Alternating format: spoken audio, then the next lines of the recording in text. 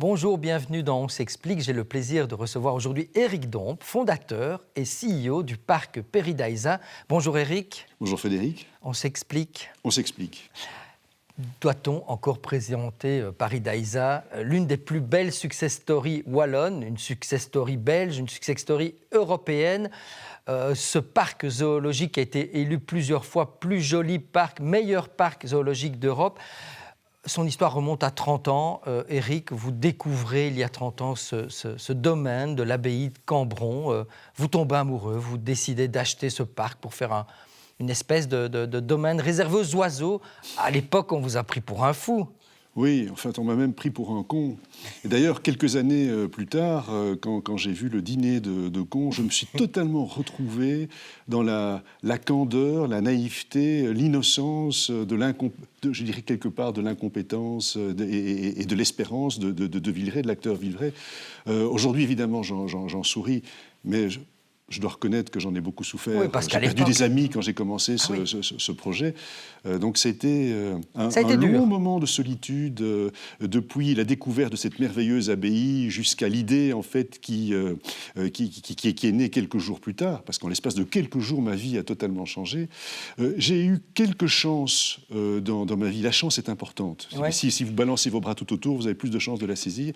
Et une des chances que j'ai eues, c'est qu'en fait, à l'époque, je voyais les choses comme nos enfants aujourd'hui. Les jeunes aujourd'hui se préoccupent surtout du sens de leur existence professionnelle. Et c'est vrai que je n'étais pas heureux dans mon boulot. Votre métier initial, et donc j'étais sur le quai d'une gare de ma vie et j'attendais de prendre le bon train. Et ce bon train, en fait, je suis monté dedans quand j'ai découvert cet endroit magnifique, cette ancienne abbaye. Mais ça a été dur, vous l'avez dit, vous êtes endetté, ça n'a pas été facile, vous avez quand même souffert au début. Puis, ça a mordu, les gens sont venus, le public était au rendez-vous, vous avez commencé à développer le domaine, qui s'appelait à l'époque Paradisio, très belle marque, très forte. Et là, en 2010, nouveau virage stratégique, vous décidez de rebaptiser ce Paradisio qui était bien lancé en Paradisa. On vous a repris pour un fou ? Oui, en fait, j'étais à l'insu de mon plein gré invité dans la plupart des universités, des facultés de marketing, en disant voilà l'exemple de ce qu'il ne faut jamais faire, tuer une marque populaire. Elle avait un capital de sympathie qui était fort important à l'époque. Mais pour moi, ce qui était important, c'était l'identité de mon projet. Et donc, Paradisio avait du charme, c'était un mot facile à comprendre, facile à retenir, mais il n'évoquait pas la quintessence de mon rêve éveillé que je partage avec tous nos collaborateurs, qui est une image, une utopie du paradis perdu que nous essayons de retrouver. C'est-à-dire qu'on est passé du parc d'attractions à un parc presque philosophique ? En fait, on n'est pas passé d'un parc d'attraction à un parc... Si vous voulez, au fur et à mesure que j'avance dans ma vie, je comprenais ce que j'avais envie de faire, si vous voulez. Je construisais ce parc comme M. Jourdain fait de la prose sans le savoir. Eh bien, moi, je me dévoilais et je me réalisais dans ce que je ne comprenais pas nécessairement parce que je le faisais instinctivement. Et puis, un jour, j'ai compris qu'en fait, ce que je voulais offrir à tous nos visiteurs, c'est une certaine utopie en marche du paradis perdu. D'accord. Et le public est au rendez-vous. Le nombre de visiteurs ne fait qu'augmenter. En 2019, avant la pandémie, on est à 2 200 000 visiteurs sur cette année-là. Puis le Covid s'abat sur le parc, s'abat sur la Belgique, s'abat sur le monde. Vous en avez souffert. Oui, mais vous savez, on a vécu tellement de tuiles au cours de notre existence qu'il y a une résilience dans nos équipes qui est absolument extraordinaire. Je me rappelle, c'était pas la première année qui était vraiment catastrophique, parce qu'on a fermé sans savoir à quel moment on allait pouvoir ouvrir. Et il m'est arrivé une chose extraordinaire. La semaine de notre fermeture, nous avons reçu un coup de téléphone de nos 3 banquiers. Nous étions déjà à l'époque lourdement endettés. Vous imaginez, on ferme sans savoir quand on va pouvoir ouvrir. Et tous les 3 nous ont dit, écoute Éric, nous ne vous laisserons pas tomber. Et ça a été quelque part la reconnaissance de notre capacité de résistance qui a été mise à l'épreuve à de nombreuses reprises depuis le début du parc jusqu'à aujourd'hui. Et depuis la crise sanitaire qui est quand même, on peut dire, quasi terminée. Bon, on ne va pas être trop... On ne sait jamais, mais là, vous avez renoué avec le nombre de visiteurs, 2,1 millions en 2021.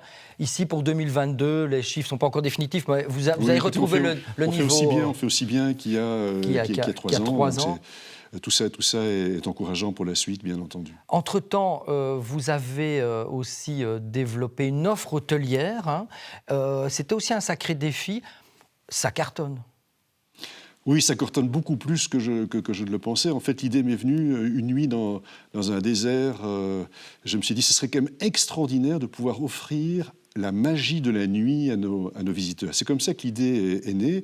Et comme la création de Paradisio en 94, on s'est lancé dans un métier qu'on ne connaissait absolument pas. Mais avec une telle envie de qualité, de perfection, qu'on a corrigé très très rapidement le tir. Et aujourd'hui, on a un taux d'occupation qui est près de 100%, ce qui fait qu'on doit construire d'autres chambres pour pouvoir répondre à la demande de nos visiteurs. Donc l'offre va se développer et le parc en lui-même va continuer à se développer parce que vous êtes ambitieux, et ce n'est pas un vilain mot. Vous êtes gourmand, donc il y a aujourd'hui 8 mondes dans Paris Daiza. Vous allez en avoir quelques-uns, dont un projet assez énorme qui devrait voir le jour en 2024, qui s'appelle The Sanctuary, qui sera une immense serre tropicale de 4 hectares. 4 hectares, ça fait 8 terrains de football. C'est énorme. Un investissement de plus de 100 millions d'euros. Pourquoi continuer à grandir ? Parce que le monde est merveilleusement beau, et en fait personne ne le dit. Si vous voulez, quand vous vous levez le matin, vous écoutez les nouvelles, on vit dans un climat de catastrophe. Vous avez des vendeurs d'apocalypse à tout bout de champ, et je trouve qu'il est important qu'il y ait quand même quelques endroits dans le monde, et pourquoi pas en Belgique, où l'on montre les beautés, les merveilles de notre planète, et qu'on puisse les faire partager à toutes celles et ceux qui n'ont pas ma chance de voyager aux 4 coins du monde. Et effectivement, la serre à laquelle vous faites allusion va abriter un petit morceau de forêt équatoriale, qui est en fait la partie du monde la plus riche en termes de vie, de diversité. C'est aussi l'une des plus menacées d'ailleurs. Et donc forcément, c'est un des chaînons manquants de l'aventure de Paris Daiza, que l'Amérique du Sud, un peu d'Amérique centrale, et donc la nécessité, bien entendu, pour pouvoir abriter ces animaux et ces plantes tropicales, d'avoir une maison de verre, qui est une véritable prouesse sur le plan technologique, oui. Parce que bien que ce soit du verre, c'est un verre spécial qui était spécialement développé par une firme belge pour laisser passer les rayons du soleil, parce que nous avons besoin des UV pour notre métabolisme, mais nous devons freiner les infrarouges pour que la température ne devienne pas torride à l'intérieur de la serre. Donc c'est une véritable prouesse technologique qui va être mise en œuvre avec ce projet-là. À côté de ces projets d'extension du parc, vous avez aussi développé un projet de fondation pour préserver aussi les espèces menacées, même pour les libérer. Notamment, vous avez participé à réintroduire une espèce, celle des haras de Spix, dans la nature. On voit d'ailleurs des images derrière nous. Donc l'idée, c'est aussi de libérer les animaux. Pourquoi ce virage stratégique, enfin même pas stratégique, pourquoi ce virage dans votre carrière de participer à la préservation? J'avais ce projet en moi quand j'ai créé le parc. J'avais créé une fondation qui s'appelait la Fondation Paradisio. Oui. Et cette fondation n'a jamais pu décoller parce que nous étions en mode survie nous-mêmes.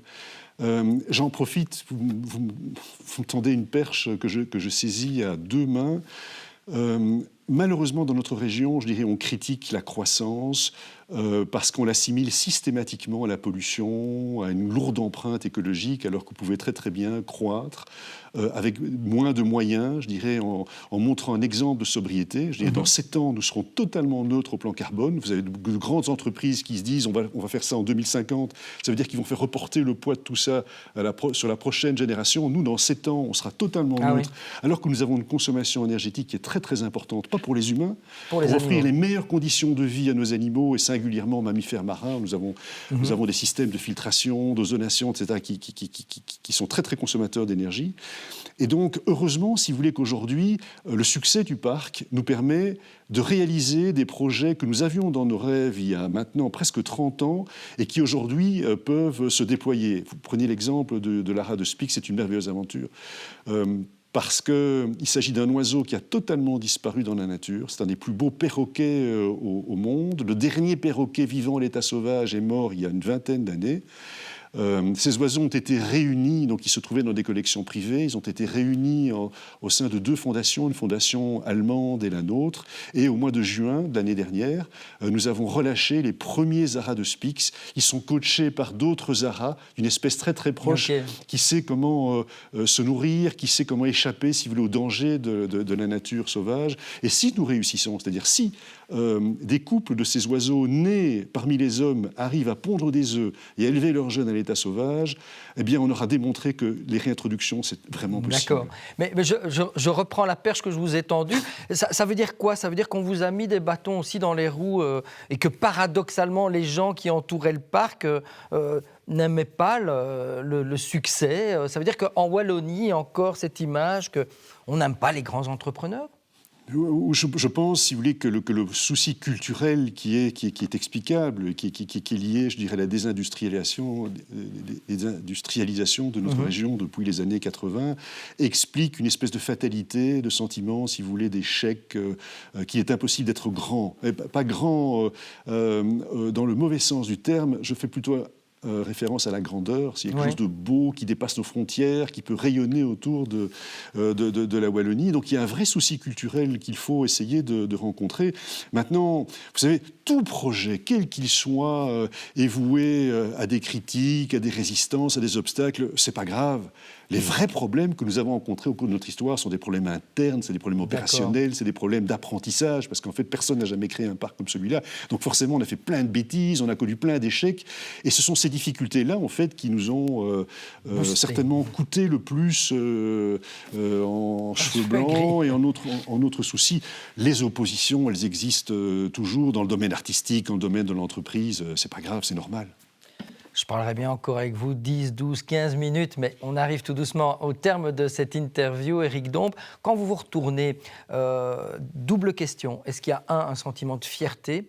Et deux, vous vous dites aussi, quand vous vous retournez, qu'est-ce qu'on dresse comme bilan? Est-ce qu'on pense déjà à la succession, de transmettre ce parc, cette entreprise? Oui. Alors écoutez, s'agissant de la succession, moi quand j'étais plus jeune, je disais toujours à mes enfants, ne laissez à personne le soin de prendre le pinceau qui va dessiner votre existence. Vous devez décider ça vous-même. Et ils m'ont tellement bien compris, en fait, qu'il n'y en a aucun qui voit la vie un peu difficile, qui est celle de quelqu'un qui doit avoir les pieds sur terre et la tête un peu dans les étoiles. Mais je suis très heureux pour eux qu'ils aient choisi leur voie. Je ne m'inquiète pas, en fait, pour l'avenir du parc, parce que nous avons une équipe extraordinaire à mes côtés. J'ai vraiment beaucoup de chance d'avoir des personnes formidables autour de moi qui se sont totalement réappropriées le projet. J'ai plutôt l'impression que je suis là pour les appuyer, pour les aider, pour les accompagner, plutôt que pour les diriger ou les piloter. Donc la succession de PERIDESA ne me pose aucun problème aujourd'hui. Vous parliez de fierté. En fait, c'est un sentiment que nous ne connaissons pas, parce qu'on se rend compte que la perfectibilité est infinie et qu'il y a encore tellement de choses merveilleuses à accomplir. Et moi, c'est plutôt l'angoisse, si vous voulez, d'avoir un accroc de santé ou autre chose qui m'empêche, si vous voulez, de porter ce projet le plus loin possible. C'est un plaisir de vous recevoir, Éric Dompe, sur le plateau de Wallonia Plus dans On s'explique. Merci encore. Merci Frédéric. Quant à moi, je vous retrouve la semaine prochaine avec un invité, j'espère, tout aussi passionnant. Bonne journée, au revoir.